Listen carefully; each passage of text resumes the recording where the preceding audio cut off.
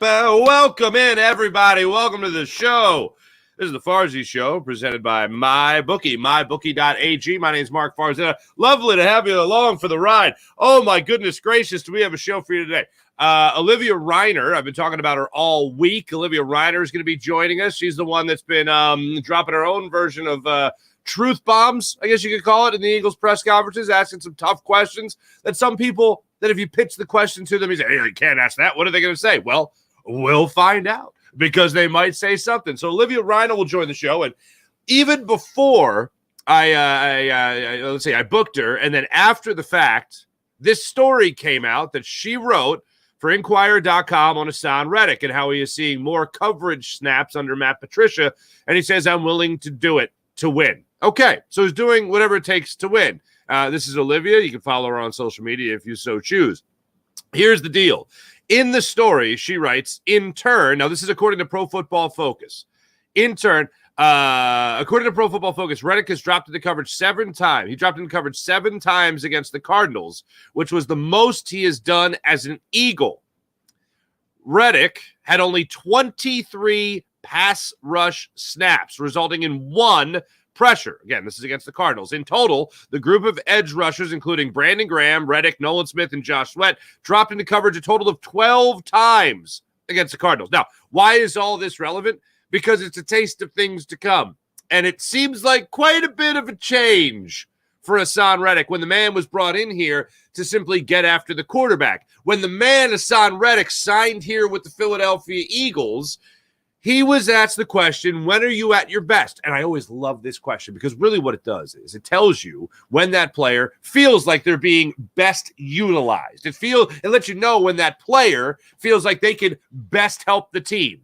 And you know how Haasan Reddick answered that question? When I'm allowed to play downhill, when I'm allowed to play fast, when I'm allowed to play aggressive. Dropping Haasan Reddick back in coverage more times than he ever has to the Philadelphia Eagles, that is the opposite of when he feels he is best utilized. And he's a Pro Bowler again, and now all of a sudden you're changing the way he plays, the way he can best help your defense. That doesn't seem like a great change by Matt Patricia. I liked how Sean Desai was using him. That seemed to be pretty nice. So I know one of the things you can really take away from this is similar to what you could take away from A.J. Brown. The vast majority of what A.J. Brown said to the media on Wednesday was great. The one haunting thing was when he was asked about, well, you feel this way, but does everybody feel this way? And he's like, well, I can't speak for everybody. We don't know. Good God. So there's a problem still in the locker room. Despite how A.J. Brown feels, there's still a problem in the locker room. And if you're a player that is apologizing to the team for being a distraction, for not speaking, if you're a leader and you're apologizing to the team for not speaking and being that distraction, and you're telling everyone that you have to take ownership, meaning the players have to take ownership, that it's not the coaches lacing up the spikes, lacing up the cleats and going out there and playing football. It's us, the players. We're going out there and playing. We got to play better. That means that there's other people in the locker room that need to hear that. And it also means they need to hear it because they feel the coaches are not putting them in the best possible position to make a play. That's the cold, hard truth of it. So what was highlighted from A.J. Brown, it was the majority of what he had to say. The subject matter was highlighted that, hey, he's cool. He's cool with the coaches. He's cool with his teammates, but not everybody's cool with everybody else. But what was highlighted was the positive. What's being highlighted with Haasan Reddick is also the positive, that he's willing to do whatever it takes. But the real story with Haasan Reddick is he called out the front office. And I haven't seen that really pushed out anywhere else.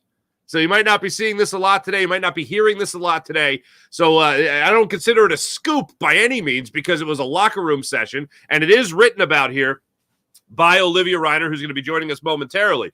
It's a very interesting thing here with Haasan Reddick's words to the media yesterday.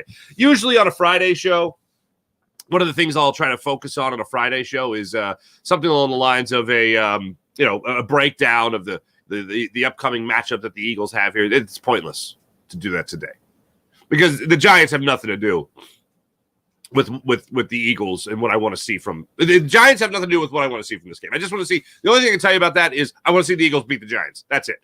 As far as 5 things, I'll try to get to 5. It's a very basic thing here. Control the game.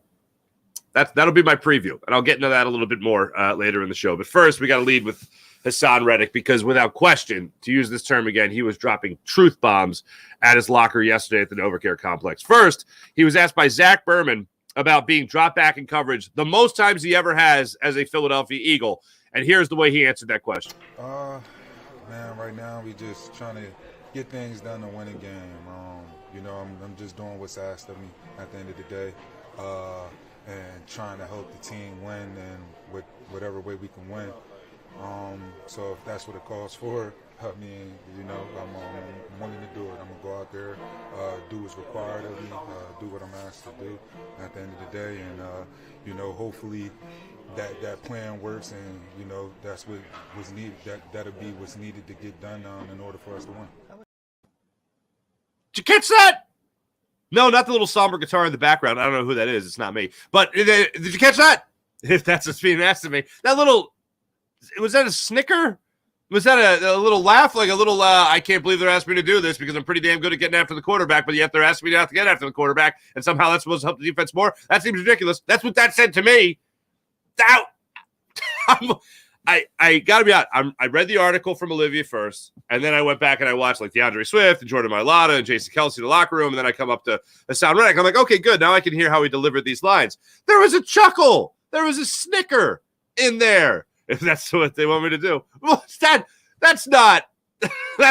Hey, my coaches have a great idea. Here's the idea. Ready? The thing I'm great at, they don't want me to do anymore. What do you think? You there? You with me? No? Oh, okay, interesting. That's what that said to me. That's what I heard. So then it goes on. And Jeff McClain, credit to him for this as well, also Inquirer.com. Jeff McClain asked this great question about, so how much of the struggles that you guys had in the Cardinals game are because of the switch at defensive coordinator? Now, keep in mind, this entire time, Nick Sirianni, Matt Patricia, it's been status quo. It's not that different. This is the Philadelphia Eagles defense. This is the Philadelphia Eagles defense. This is not Matt Patricia's defense. It's not Sean Desai's defense. If I'm Matt Patricia, I'm just calling plays. It's not that much of a change. Oh man. It seems like it's a big change here. Here is Haasan Reddick yesterday when he was asked about the struggles the Eagles are having on defense and how they relate to the defensive coordinator change-up. I think a lot of it, like you said, we changed coordinators. They got a different style, a different way they want things done.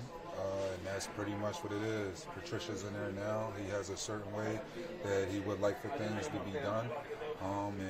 We're doing our best to adapt to that in this time period that we have, and trying to get everybody on the same page moving forward. That way we can be great in the playoffs. Is that why? Trying to get everybody on the same page. Folks, I don't know if y'all got a calendar. I know we your phone and all that stuff. I don't know if you've looked at the Eagles' schedule lately. This isn't week 6. This isn't week 3. This is week 18. This is week 18. Good God, man. And then this is the smoking gun of smoking guns. Oh my goodness. I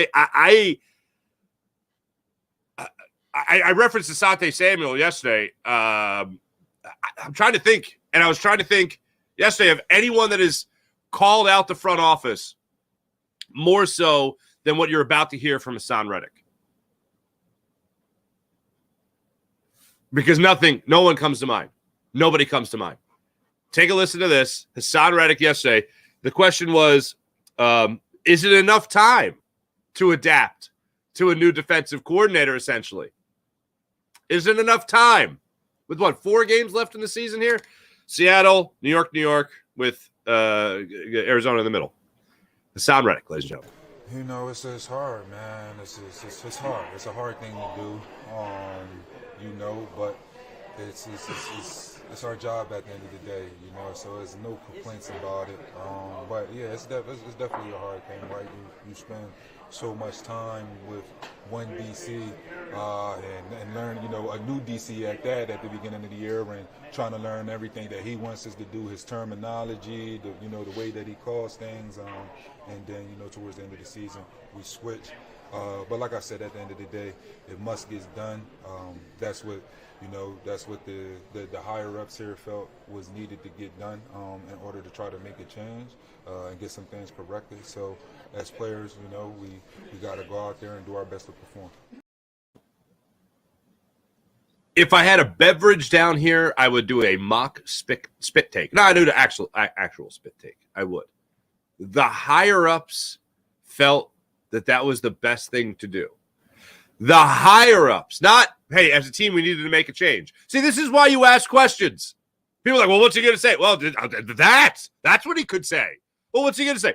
Well, okay, there's the PR brand of answering that question. As a team, we needed to make a change. Something needed to change. That's what, as a team, we decided to do. That's what, the people that make those decisions decided to do. And this is why we all have to, rally together and make sure that we're playing the best brand of football we could possibly play to wind down the season.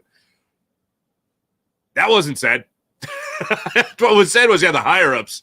That's what they felt needed to be done. Not us. We needed to change something. Haasan Reddick. Here's what I gather from Pro Bowler Haasan Reddick.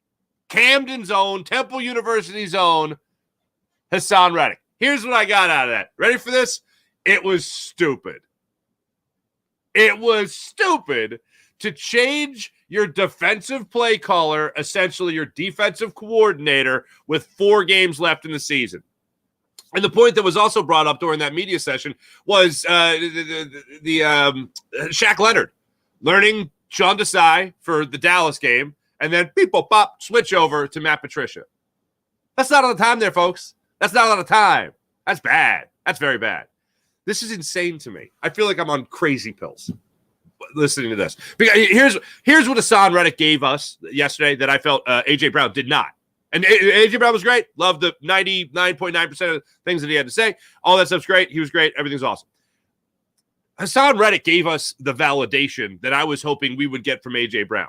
Because, look, I love that he's a player and that's his attitude, that it's on us as players to play and it's not the coaches because they ain't playing. No matter what the play call is, we got to execute and we got to get the job done. That's a great attitude. You want that in every single player.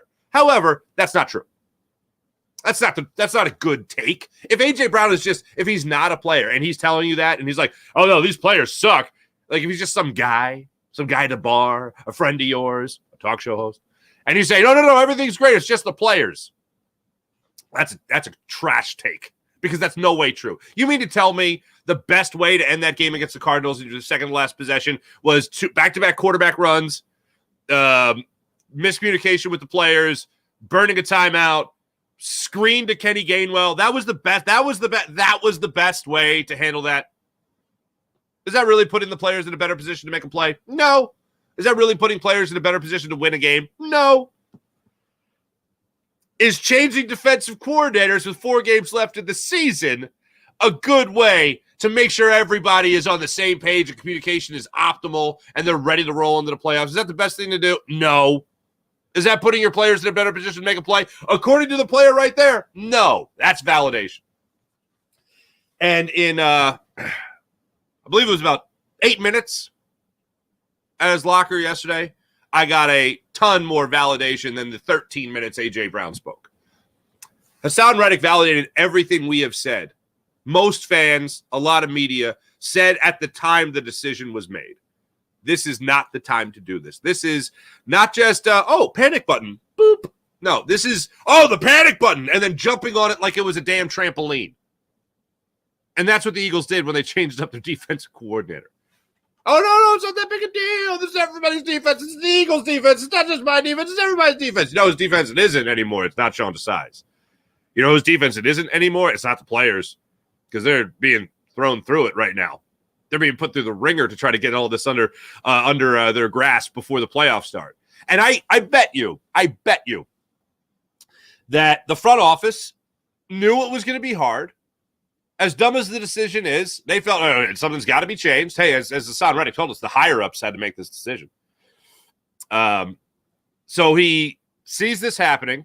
The Howie Roseman, Jeffrey Lurie, Nick Sirianni, they see this happening. The defense isn't playing great. They're terrible on third down, all that jazz. And then they go, hold on a second here. Hold the phone. We got the Seahawks. We can win that game. We got time to change things up. We can win that game. We got the Giants twice and the Cardinals mixed into that. And the majority of our games at home. After today, this is the perfect time. This is an easy schedule to transition a defensive coordinator. You essentially will have a month to install whatever you want to do. Your terminology, as Haasan Reddick said, I didn't know it was going to be different terminology, but apparently it's different terminology. Even a different cadence, even a different way the play is called. You're just getting used to somebody else. Folks, it's very simple. You could have two master chefs cook a meal for you.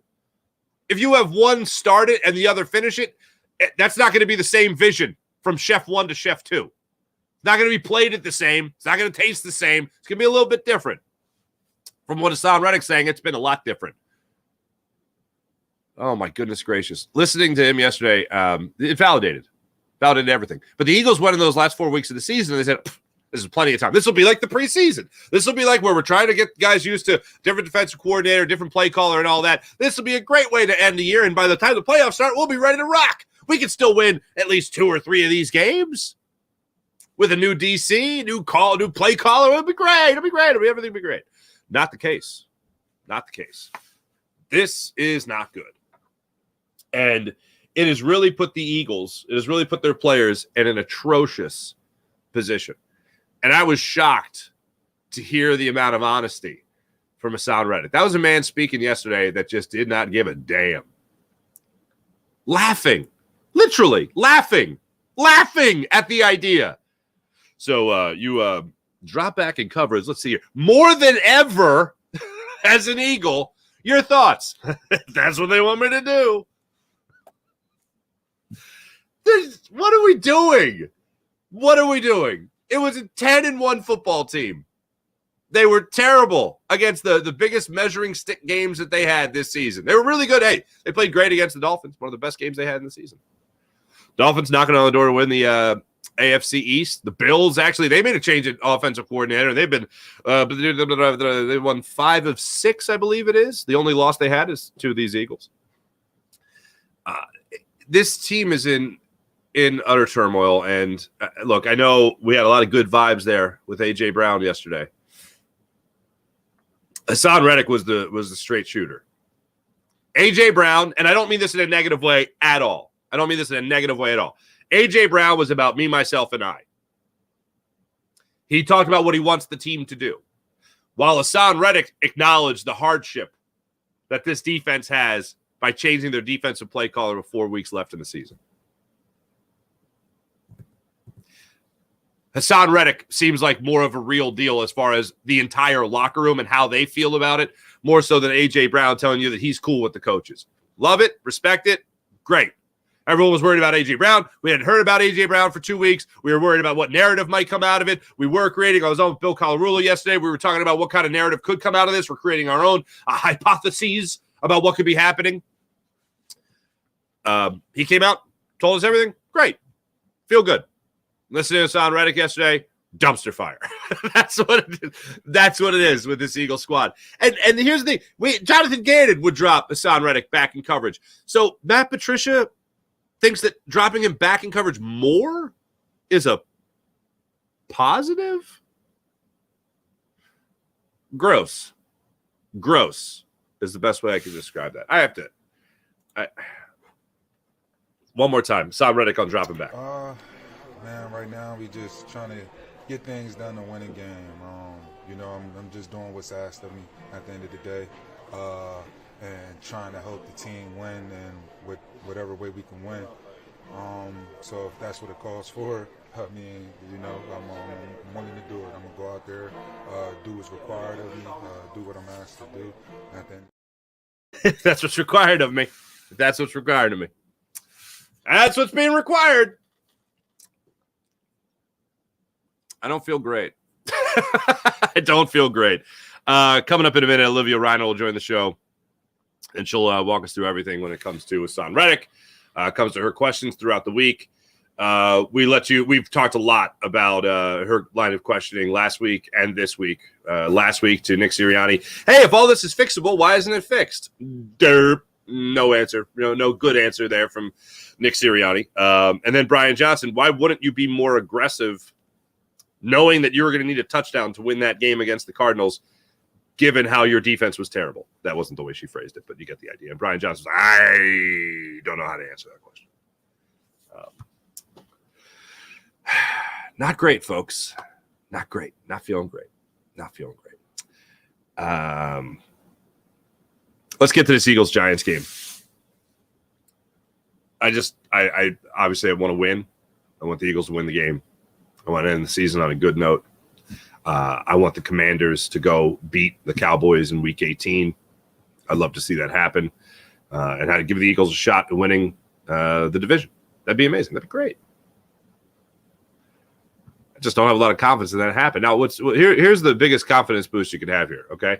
Again, this is me grasping at very skinny straws of hope, all right? This isn't me predicting what's going to happen. But the Commanders beat the Cowboys in Week 18 last year.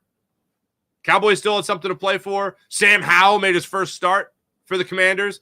It was a 26-6 stomping by the Commanders of the Dallas Cowboys. That was cool, right? Hey, Sam Howell threw for 169 yards on like 11 of 19 passing. Let's go for that. Let's do that. Let's do that thing. Cowboys have a situation here where they win and they just clinch the division. They just handle their business, and they play at the same time as the Eagles, so they're going to want to keep fighting. There's a couple of things that they might try to force. Again, grasping at skinny straws of hope here. Just any way the Cowboys could lose this game. The other thing is they're not playing at home. They're on the road. They suck. They're 3-5 on the road this year. They're just terrible. And they're in Landover, Maryland for this game. And then the other thing is CeeDee Lamb is going for the receiving yards title against Tyreek Hill. He pretty much has the reception title. He's got 10 more receptions than Tyreek Hill going into the last week of the season. And he's, looking for another, outstanding season overall. Put a button on it. Tony Pollard is about 66 yards shy of a 1,000-yard season, his back-to-back 1,000-yard seasons. And Dak Prescott's rookie year, he put up a 104.9 passer rating. That's the highest passer rating he's ever had in his career, his rookie season when he was Offensive Rookie of the Year. If he's able to, have a great game and have a 105 passer rating, so to speak, he'll have the highest. He's higher than that. He's like a 115, I think. Then he'll have the highest passer rating of his career. Yeah, go ahead. Go for those goals. Go for those little milestones, those individual milestones. And while you're doing that, get distracted from the actual game plan of beating the Commanders. Like I said, folks, it's not concrete. It's not a great argument, but it's me grasping at straws. The only one that is actually worth a damn is the fact that the Cowboys suck on the road. So let's go for that one. Meanwhile, with the Eagles, win this game. I made a request against the Commanders, against the Cardinals. I made a request. Show me something exotic. Show me something that is going to make other teams think in the postseason, I got to watch out for that because they did it during the regular season, whatever the case may be. Not just that little jet sweep. I mean, that's what I was asking for, the jet sweep. But you know what they gave us? They gave us the tush-push fake quarterback sneak, Kenny Gainwell pass to Devontae Smith. That was great. I loved that. You know what I need in this game? Basic, bland, boring football. That's what I need on both sides of it. You win a one-on-one battle at the line of scrimmage as a defensive lineman? Great. Get a sack? Great. I don't need an exotic blitz out of that. Bland. Give me bland. Like maybe Haasan Reddick doesn't drop back into coverage 7 times. Maybe just let him do the thing that he does really well, which is get after the quarterback. There's just an idea for you. I'm just thinking out loud here. And then also offensively speaking, bland, which is pretty much what they do anyway. That's their comfort zone. No, about no turnovers. Let's go with that. I just need fundamentally sound football. I don't need perfect football. Hell, I don't even need that standard that's been talked about so much throughout this season. I don't need it. You know what I need? Bland, basic, mistake-free football. Not perfect. No, when I say mistake-free, the glaring mistakes, the turnovers, the horrendous play calls. I get a comfortable win. That's all I need. Just a comfortable win. Please? You're coming off a game where James Conner ran 128 yards on you. What's Saquon Barkley going to do to you? That seems like it's going to be rather scary. Can we not have Saquon Barkley run all over this defense? Is that going to be a possibility? Because put me down for that, where he doesn't run all over your defense like James Conner did. Tyrod Taylor going to tear you up like he did in the second half 2 weeks ago. Could also go for that. Tommy DeVito started out that game with a belly full of smelts. Couldn't do anything. Tyrod Taylor comes in there. You know what happens on Christmas Day? He ends up bringing the Giants back to the point where you're sweating it out at the end of that game. It's horrifying and it's scary. Could definitely use a nice, comfortable win if the Eagles are even capable of doing it. Hey, look, I hope all the people that talked about, how A.J. Brown saved the season and changed the mindset of the locker room and all that, I hope that's right. We'll see how much of a impactful leader A.J. Brown is. Meanwhile, on the defensive side of things, I don't think enough people have talked about how difficult it has been until Haasan Reddick opened his mouth. Coming up in just a minute, we will let you guys hear from Olivia Reiner, all the great things she had to say about this team. And all the light that she shone on the Eagles locker room. Also, make sure you guys check out this story on Inquirer.com. It does detail more of the story with Haasan Reddick and everything that he had to get into at the Eagles locker room sessions yesterday. So we'll get to all that and more coming up in a second. We're going to end the show today with our conversation with Olivia Reiner. So before we do that, we'll get into the chat check in a second. But let me tell you guys right now about the great people at the Game Time app. Download the Game Time app to your phone right now. Take advantage of all they have to offer. Want to go to the big game? Want to go to the concert? Want to go to the comedy show? Want to go to the theater? Make sure you download the Game Time app to your phone and get $20 off when you use promo code Farzy. That's $20 off when you use promo code Farzy at the Game Time app. Game Time app. GameTime.co. Download it to your phone, open up an account, make sure you use promo code Farzy, get $20 off your first purchase. Here's what's great also, the Game Time guarantee. If you find seats on another site or app that are less and they're in the same row and same section, how about this? 110% of the difference is what Game Time app will pay. Not too shabby right there. That's the Game Time guarantee. Last minute ticket sales, flash ticket sales, so that you get ultimate savings even after an hour. When the event starts, an hour later, you can still get big time savings on the Game Time app. Download the Game Time app to your phone, use promo code Farzy after you create an account, and get $20 off your first purchase on the Game Time app. Not too shabby. How about MyBookie? MyBookie.ag. How'd you like up to $1,000 redeemable cash bonus? Well, all you got to do right there is use promo code Farzy. That's promo code Farzy at mybookie.ag. Want to bet on the Birds? Want to bet on the Flyers? Tough loss last night in the shootout. Bet on all of it right there at the MyBookie app. Also, you can bet on your favorite TV shows. You can also bet on politics.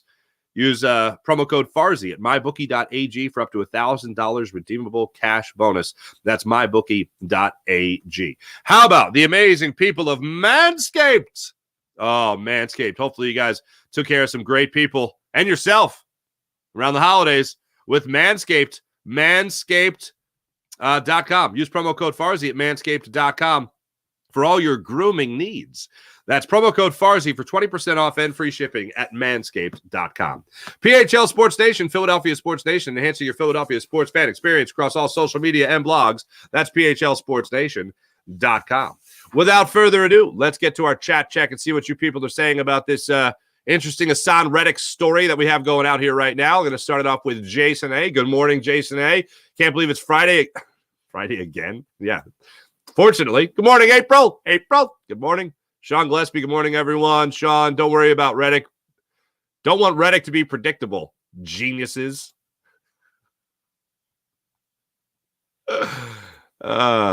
Jason A., what's going on? Morning, y'all.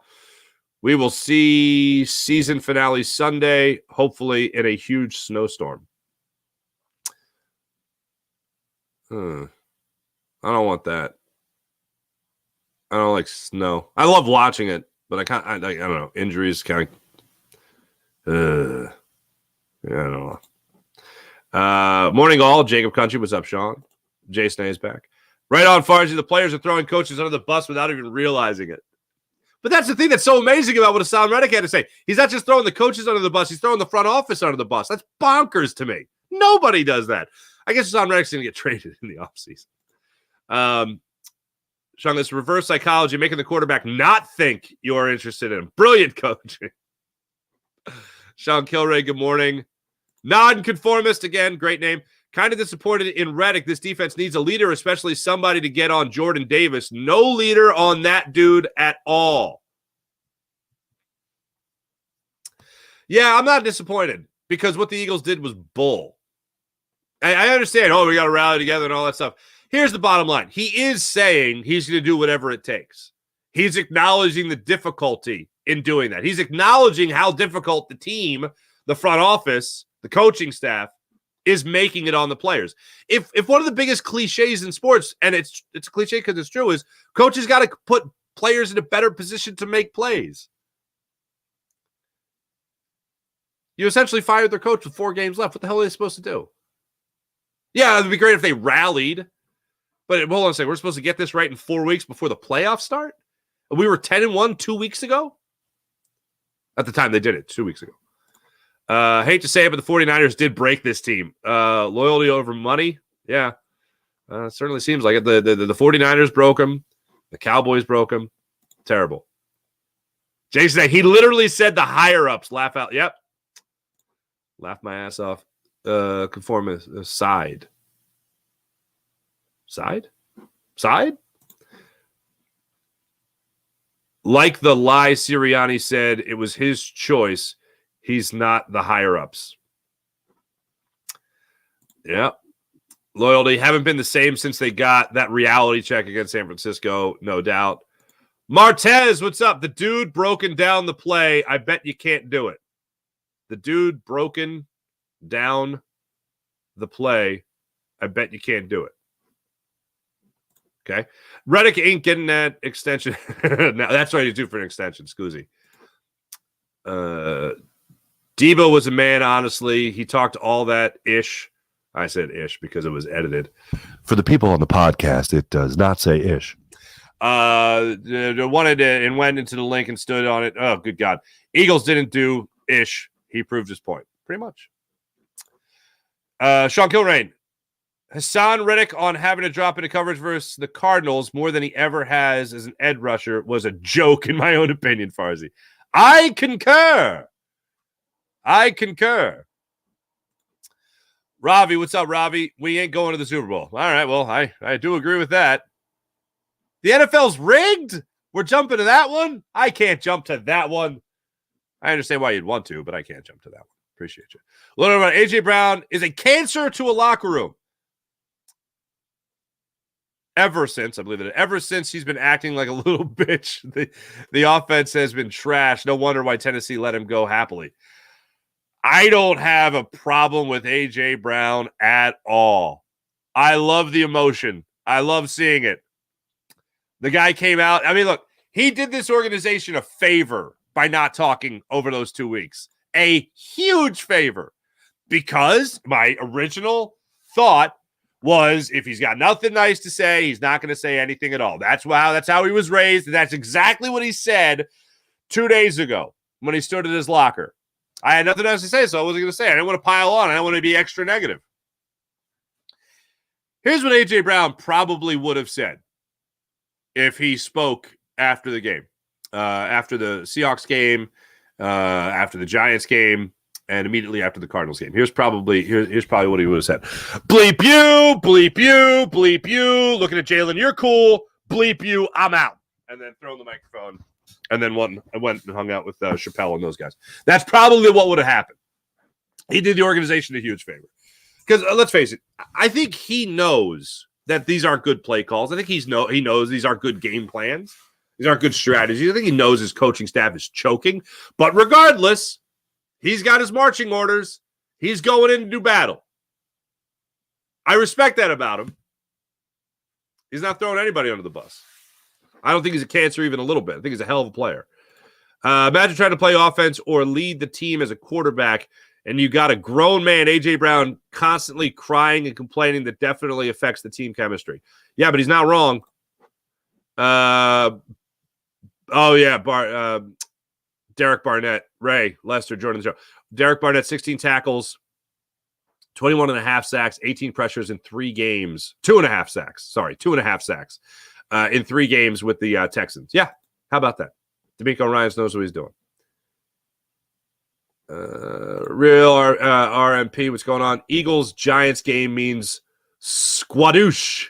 The rest of the starters and get ready for Tampa Bay or New Orleans. The division sailed away last week. Yeah, I'm not that far off with you. Not that far off with you. Eric Wisniewski, I'm sick of the standard. I want to see results. Yep, I'm with you. Eagles are done. Their defense has no desire to tackle or play physical, and teams have been running all over them for weeks. Pretty much. Okay, so you want to get rid of Crybaby Brown, says Slayer1. Now it's a growing opinion here. Get rid of this guy. I'm good. I don't want to leave him. I don't want to. I love him on this team. He is a hell of a football player. I'd love the coaches to actually use him. That's what I'd love. Loyalty over money. And the offense is at war with each other. The whole team has collapsed. That Super Bowl window shut fast. That's what happens when you have no real leadership. I hate that this is now. I think the Eagles have phenomenal leadership. I don't know. They lose a couple of games. All of a sudden, they're terrible. They have no leadership. They're a rudderless ship. The only place that needs rudders is the front office right now. I think the locker room is far ahead of the coaching staff and far ahead of the front office as far as having a handle on things. And I think Haasan Reddick said something that I think a lot of the players will love him for. Thank you for acknowledging that this isn't easy. Thank you for acknowledging that them making this change, the higher-ups, them making this change made things a hell of a lot more difficult on us as a team. It's not just, it's not. This is the same offense, the Eagles' offense. I'm just calling plays. It's the only thing that's different. Yeah, that's pretty damn different. Different cook in the kitchen, man. Different cook in the kitchen. Let's see what else we got here. April, good luck with the snow up there. Oh yeah, New York. We're down here. People are losing their minds. Yeah, snow's not supposed to be that bad in Philly for myself. Like 1 to 2 inches, maybe 3. I was at Costco yesterday talking to my nice lady Sylvia. She hands out the what do you call it? The breaded chicken samples, which are lovely. And people were freaking out about the snow. Well, Syl's she's trying to talk to me about do you like the Eagles this weekend? And I was just like, I don't like the Eagles at all right now. I think they'll win. I'm going to go ahead and predict they'll beat the Giants. But I don't feel great about it. Let's just say that. And she goes, do you think they'll win in the playoffs? And I was like, oh, no. But I'm hoping they will. But yeah, people are prepping for the snow. And I'm talking birds with the nice breaded chicken lady. But I thought Matt Patricia was going to be amazing, says Midnight Lexicon. Great name. These names are really off the chart today. But I thought Matt Patricia was going to be amazing. He was going to turn things around. At least Desai made halftime adjustments. Can I have Desai back? What a joke. I think players would like Desai back. Here we go. Jay saying on a positive note, Phillies pitchers and catchers, not long from now. I'm here for it. North Philly, Farzi, why don't the coaching staff look back at what Shane was doing last year and try to go from there? That's a start, don't you think? Yeah. North Philly, it's why the hell aren't they doing it? Why the hell aren't they doing it? Why does this have to be a revelation? Makes no damn sense to me whatsoever. Sean Kilrain, Derek Barnett trying to be like Reggie White all of a sudden. Go Birds, says Stephen Ike. Go Birds, Giants going to get that smoke. Yeah, I hope that they still have smoke. Daz, this is on the coaches, period. Go watch the film, guys. Guys are in wrong positions. The scheme is terrible. You know what was interesting about this second question? Is this the second question from McLean? Oh, damn it. Mistakes due to... Okay. Mistakes during coordinator change. Listen to this. I think a lot of it, like you said, we changed coordinator. Sorry, let me set that up again. McLean asked about how much of the mistakes made on defense and the struggles made on defense are because of a defensive coordinator change. I think a lot of it, like you said, we changed coordinators. They got a different style, a different way they want things done. and that's pretty much what it is. Patricia's in there now. He has a certain way that he would like for things to be done, and we're doing our best to adapt to that in this time period that we have, and trying to get everybody on the same page moving forward. That way we can be great in the playoffs. Is that why? That's right. Get everybody on the same page now in week 18. So anyway, Jeff McClain then follows that question up. And he says, is that why when I was watching film, and credit to Jeff for noticing this, when he watched the film, when he watched the All-22, guys on defense, like, how on offense, you'll see guys scrambling, and you'll be looking at the play clock, and you'll be like, oh, wait, hold on, this guy's not in position yet. Are they going to get the snap off? Jeff was seeing that on the defensive side of the ball. Guys being shown, no, you're going to be over there, and seeing that a lot. Guys late getting onto the field. And when he posed the question to Haasan Reddick was like, oh, damn. Like the look on his face, the verbal pause. What I read from the situation was, oh, damn, he noticed that? Like, yeah, we're trying to understand from a new defensive coordinator, essentially, what the hell he really wants from us and where we're supposed to be. This is difficult to do. Make no mistake about it. Anyway, so yeah, that's that. Appreciate everybody in the chat. There we go. There we go. Go Birds. There you go. E-Money Bentley. Go Birds. Appreciate you.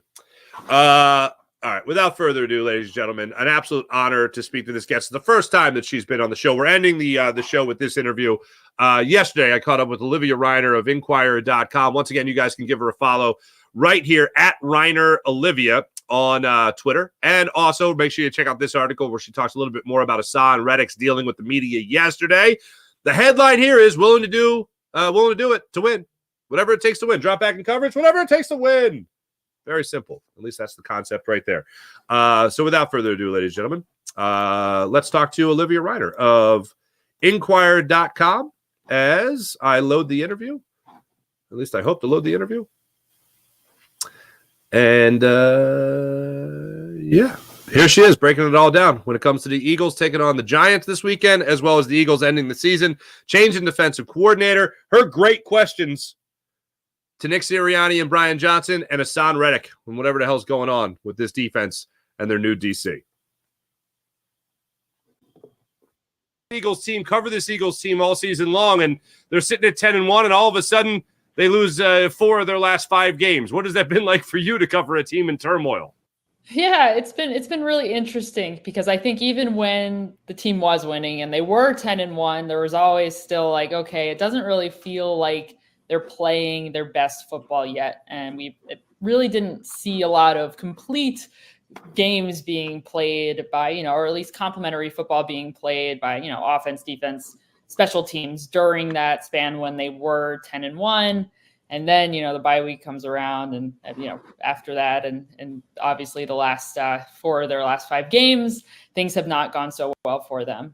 So it's been strange. But it does, it really, things I feel like have come to a head over these last several weeks, and a lot of the, some of the personnel issues that they've had, some of the, schematic issues that they've had, even really all season long, but especially in the last month or so have really come to the surface, and we're seeing them. And I think it's leading us all to this place where we're like, okay, what are the playoffs going to look like? Is this a team that could survive, forget a run, like how about the first round? So it's a strange place to be in coming off of the Super Bowl. I mean, everyone's expectations were so high for this team, and that's the nature of making it all the way. So that's kind of where things are right now. And still a lot of question marks that are surrounding this team going into the very last game of the season. Certainly. Now, it's interesting to say they didn't really close out a lot of games. They didn't really, have momentum in a lot of those games. They didn't control a lot of them. It's an interesting thing because if you rewind after week 1, after they played the Patriots, it was like everybody to a man in the locker room was all saying the same thing. Like, we play a better team. We're not going to come away with a win. And sure enough, they played some better teams, or they played teams that are maybe inferior to the Patriots, a team like the Jets, and they make a lot of mistakes. It seems like this locker room kind of understood that they weren't in control of a lot of these games and really had to scramble to win. Have you been hearing a lot of the same thing from these players, even when they were sitting at 10-1? I think when they were at that point, a lot of the rhetoric at the time was they're finding ways to win. And I think we even adopted that as well, where, like, okay, they are. It's tough to be super, super critical of a team when they're still winning. Even when we're walking away, like I'm walking to the elevator from the press box being like, okay, they won, but like what am I going to write about? What can they hang their hats on that they feel proud of? I mean, at the end of the day, a win is a win, and winning is hard to do in the NFL. And however you win, you take that and you do not ask questions, and that is what it is. So I'm not trying to discredit that, but I wouldn't say that during that span, at least my sense of just being in there, that guys were like, I don't feel so good about this. It was more so of like, okay, this is happening. We're finding ways to make this happen. It's just a matter of like, we know that we can be better and we can play better. And I think since then we've just been waiting. Okay, when is that time going to come where it's all going to come together? And it hasn't. So will it? At this point in the season, I'm not so sure. I know everyone likes to jump to the cliche when you lose a tough game, a game you really battle. There's no moral victories. I don't believe in moral victories, but I sure as hell believe in moral losses. And it feels like that game, even though it was a win against the Giants, for instance, it was a moral loss because you should have won by more than that. And you should have been in control of that game. And they were in the first half, and they let things slip away in the second half. Now, this brings me to one of my favorite questions that I've heard all year, and I don't want to embarrass you, but it did come from you. And it came last week with Nick Sirianni, and he was talking about all the fixable things, and I'm paraphrasing, and I played your question on the show, but it was so perfect. It was along the lines, and you can put it in your own words, of course, but it was along the lines of, you say, oh, this is fixable. You've been saying for weeks this has been fixable. So the bottom line is a question that I think a lot of fans have. Why isn't it fixed? What did you make of Nick Sirianni's answer, and why do you think these things haven't been fixed with the Eagles as things wind down? Oh man, you know what? I'll be honest. I don't exactly remember what he said to that, but that being said, I don't really know if they're like actually that's not true. I do remember what he said. He said something to the effect of like, no game is ever going to be perfect, and there's going to be mistakes in every single game. And as long as the team is not committing the same types of mistakes over and over again, like, he can live with the mistakes that aren't repeats. The repeated mistakes are what he can't live with. That said, we still have seen a lot of mistakes.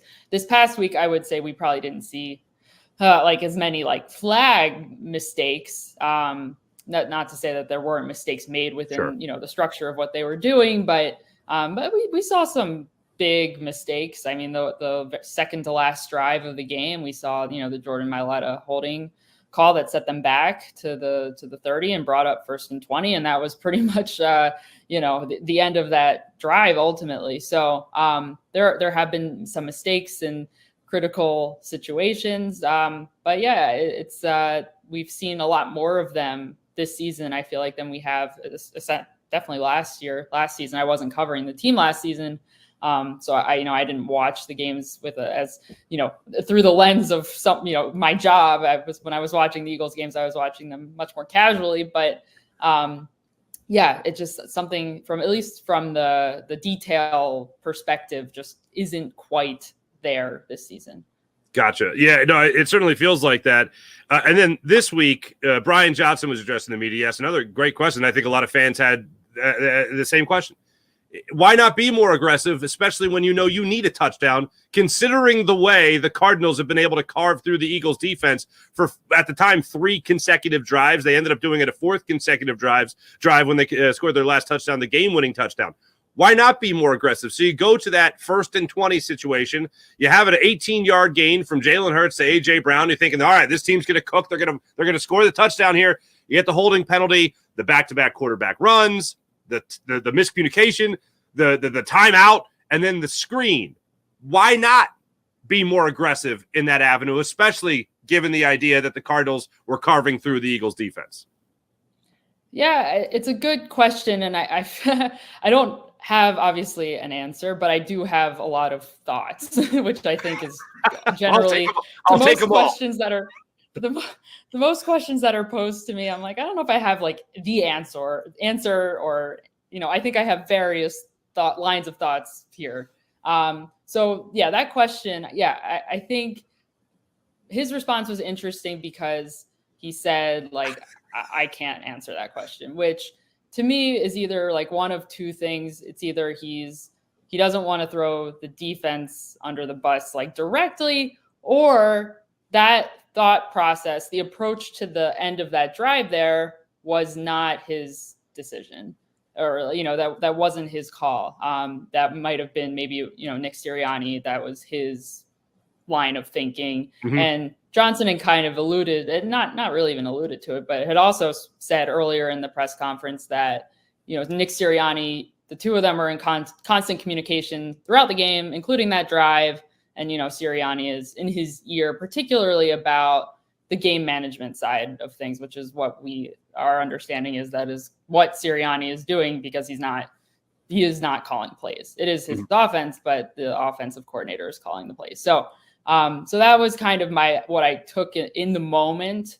But that said, especially after AJ Brown spoke yesterday, and we got to hear kind of his perspective too at the end of the game, or the second to last drive there in that series, was that, and I guess this was kind of the theme of Brown's remarks anyway, was, a lot of the blame that is being assigned to the coaches right now really should be going to the players, and that had the players executed the calls properly, then they, would have converted, or, they would have scored a touch. I don't know. It's still, to me, I suppose in the past they have run similar plays and have accumulated more yards in maybe different scenarios, but, have had more success running those plays. So perhaps in Brian Johnson's mind, he was being aggressive and he was going for the touchdown. It was just, I thought the way that he was wording it throughout the press conference of like, we needed to get points. We need to get points, was like, okay, so you're saying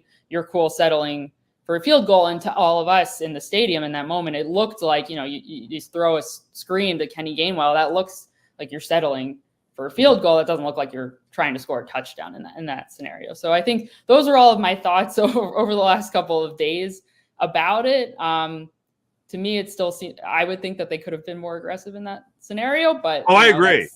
I agree. Me, and I think the rest of Philadelphia. I don't want to speak for anybody else. I don't want to be like, Sure. Some people trying to speak for AJ Brown, but yeah, hell of a lot more aggressive. I agree with that. Absolutely. Now, the reason they should have been more aggressive, again, going back to the defense, and you wrote an article and people can check it out, Inquirer.com right now, about Haasan Reddick dropping back more in coverage than he ever has, really. Is that one of the biggest differences you have seen from Matt Patricia's play calling for the defensive side of the football versus Sean Desai? If not, what has been the biggest difference?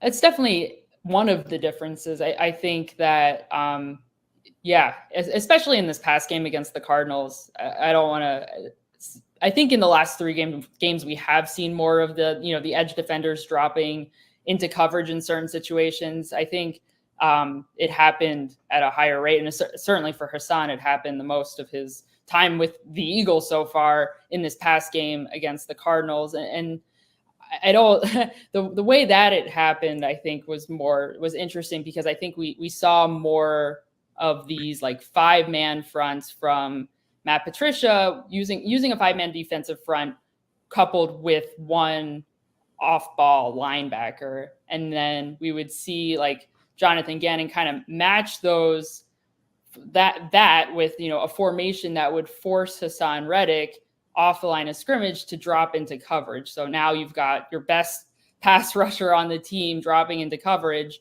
And that it happened several times, and they were able to kind of exploit some of those looks. And it didn't always, it just didn't work out well. I think the fact that they were able to run the ball so well against this team just kind of ended up snowballing and causing issues in the passing game. And the Eagles were really never able to recover. So that was definitely one of the differences. Haasan kind of talked about just what it's been like today to transition from, a defensive coordinator, a new defensive coordinator at that, and Sean Desai. You're learning new, language and kind of the way that they, just getting used to a new defense under Desai in training camp. And then all of a sudden you're switching to a new play caller in Matt Patricia. just a few weeks ago. So it's been a learning curve for everybody. And I think that, just based off of what he spoke about today in the locker room, that also played a role in some of their struggles this most recent game against the Cardinals. So it's alarming to hear that. I would say, I don't think that, especially just because, it's a change that they brought on themselves. I'm not saying that the defense was in a good place before they made this change. It was not, and it wasn't in a good place, but maybe, I don't know if there is something to be said about consistency or, I don't know. It was just interesting to hear Haasan just kind of openly admit that. But the reality is that they're going to have to figure out a way to make things work. Obviously, I don't think that Patricia is making like super huge wholesale changes to the defense at this point in the season. I don't think that's possible. He has said that, at the end of the day, this is still the 2023 Eagles defense that he is running. There will be some new wrinkles and maybe the ways that he uses his personnel differently. But for the most part, like nothing super overwhelming. So I don't know. It was just interesting today to hear Reddick just so kind of openly admit that. And also, like he said that he will do whatever the team needs him to do as far as, if it requires him to drop into coverage more often. But I also think that he knows, and we know that he is best suited to be rushing the passer. That is his strength. Mm-hmm. No, I certainly agree with that. To flip it back on the offensive side of the football was someone else who spoke recently, and this one first time in a while, A.J. Brown. The word that came to my mind after I listened to the whole thing, I don't know what came to your mind, but was refreshing. It was refreshing. It was enlightening to hear a player speak like that. Now, I think a lot of fans, and I'll even include myself in this, I wanted to hear a little bit more validation that, the play calling and the coaching needs to be better. It's not just all the players, but he took it the exact opposite way. He took it the way you want a player to take it, which is I can be better, we can be better. It's not on the coaches. They're not lacing him up. What did you make of the near 13-minute press conference, essentially, at his locker that A.J. Brown had on Wednesday? Yeah, there was, he said a lot, and it was good to end the, whatever was going on, I think, as well. Just like, I thought it was interesting that he said that after the game, most recently against the Cardinals, he didn't want to like compound the negativity by commenting on the negativity, I guess. I don't know. It was that's inherently to me, like you're not just by commenting on the loss or talking about the loss, you're not compounding the negativity. I think to me, I think when he speaks to the media, to us, to the fans through the media, like that is his opportunity to control his narrative. And by not speaking to the media for the last 2 weeks, he has given other people the opportunity to speak for him, whether that's his teammates or whether that's like just, anyone watching him on the field and just wondering like, hey, why is AJ doing that? Or, why did he run the route that way? Or, why is he, I don't know. It doesn't matter. Right. Like, but it just leads to speculation, and it leads to teammates being asked questions on his behalf. It leads to coaches being asked questions on his behalf. So I think he did the right thing finally by talking and by being able to control his narrative and to put his truth out there, his side of the story out there. And I think he said all of the right things that I would imagine his teammates want to hear, that his coaches probably want to hear, just about how he is behind the coaching staff.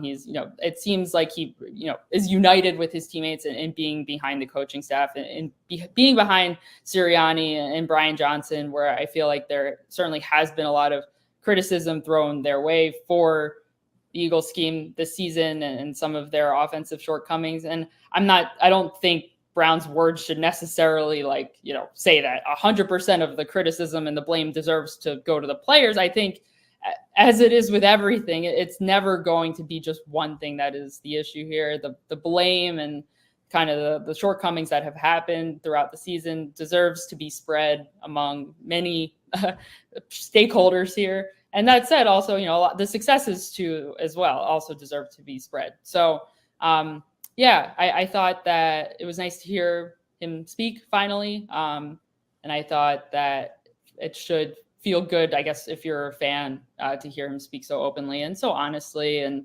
from his heart But yeah, at the end of the day, I hope he understands, or I hope there are people in his corner that are telling him like, it's not a matter of like being negative. Like, you don't inherently have to be negative by talking about the team losing. This is an opportunity for you to share your side of the story. So we, as not only the media, but just the fan base too, has an opportunity to understand the game better, to understand how things played out better. Because at the end, like, we can speculate, we can watch the television copy, and we can see things happening. But at the end of the day, that's just like the bones of what's going on, the blood, the flesh, all of that, like that playing into it. That is like the perspective that we all get from the players.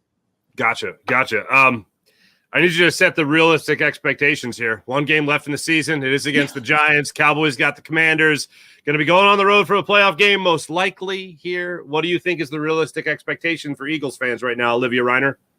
Yeah, I think that as much as it kind of pains me, because I would love to be at home. Honestly, at the end of the day, I don't care. But that it certainly does feel like it's shaping up to be on the road for the playoffs type of situation. Which, it is what it is. You kind of make your own bed. They had the control. They had control of their fate in the division and at one point in the NFC. But this is just kind of the way things went. And you lose so many games, and this is where you're at.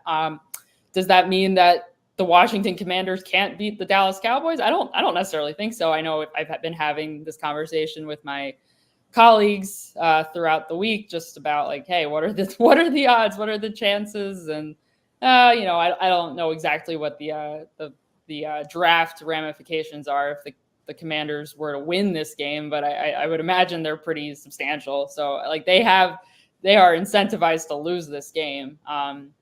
So I guess that's something to keep in mind. But after I covered the Flyers for the last 2 years. Players don't tank. So whoever is going to be playing out there, front offices tank.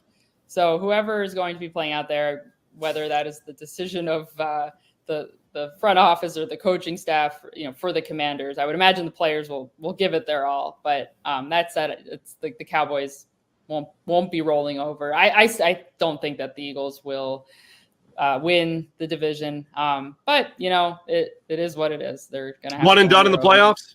One and done in the playoffs. No, I don't necessarily think so. Go on.